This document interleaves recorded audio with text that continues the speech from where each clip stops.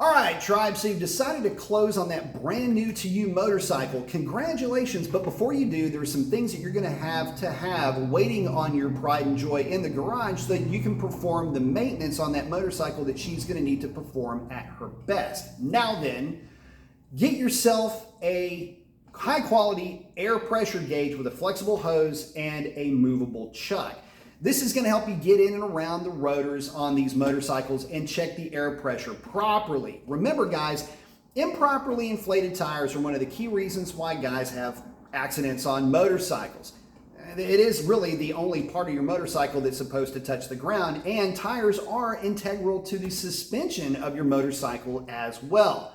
Keeping them properly inflated is incredibly important. Now, as the temperatures change, you're really going to need to be looking at tire pressure then too. Colder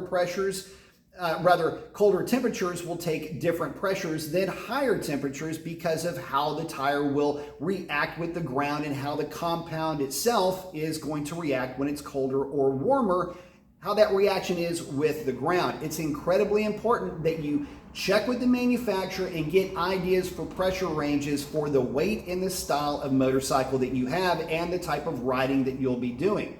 More aggressive riding versus cruiser, you can kind of see where this is going. There's a lot of range there, so again, check with the manufacturer. And to put the air in the tire, guys, you gotta have some kind of pump. It doesn't have to be some big, gigantic shop style pump. Anything that will pump air will be fine, other than like a bicycle pump or something like that.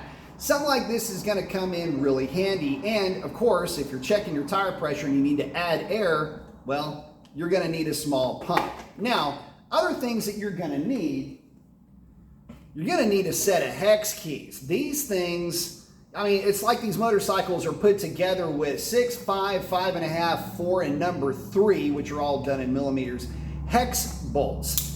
You're going to have these around, especially when you start getting into removing body panels on sport bikes. I think those are all universally 5 mil hexes, but you get the idea. You're going to have these things on board so you can do at least some of the maintenance that you're going to want to do to the bike. And speaking of some of that maintenance, chain adjustments, if your motorcycle comes with a drive chain, is going to be something that you will become intimately involved with. So aside from a full spectrum of wrenches, just box-end wrenches, the standard, entry-level type wrenches you're going to need to hold nuts and bolts firm, you're going to need to get yourself some type of a torque wrench that will be able to read torque up to at least 100 foot-pounds. The reason for that is that you're going to have to be really keeping up with chain adjustments early on in the motorcycle chain's life.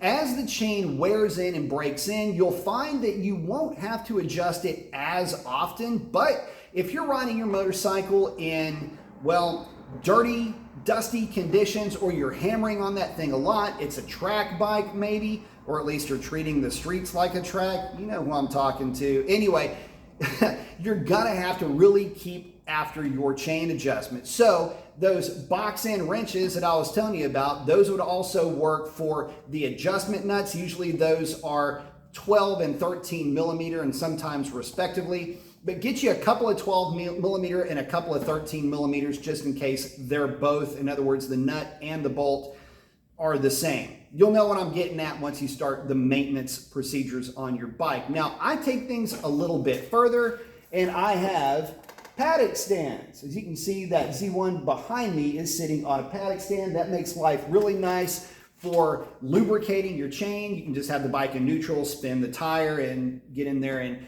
lube the chain. You can also use it for cleaning that rear wheel because said lube has a nasty habit of flinging if you overdo it, and so you want to keep everything nice and clean. So those are some entry-level tools that I would say you really need to have. Now, I know other guys get really deep into it with, the lifts and things like that. I don't know that you really need that, although I have run into the necessity to have ramps with some motorcycles. I'm looking at you, Triumph Thunderbird. Anyway, to be able to back the bike up so that you can do oil changes, but realistically, I know a lot of guys will use the dealer or a shop for oil changes. That's kind of a once a year thing, but the stuff that I was mentioning before with the tire pressure and with the chain adjustments, that can potentially be depending on how often you're riding the bike and how many miles you're putting on the motorcycle, that can end up being a weekly thing. So guys, keep that in the back of your mind. When you buy that motorcycle, you're going to need to have some things on tap so that you can take care of that bike and keep her running tip top and safely. And with that, guys, post up your comments. I know some of you old heads are going to have a whole list of stuff that I didn't mention right down here below, and I welcome that with open arms. Guys, that's a wrap. Y'all have a great one. Adios.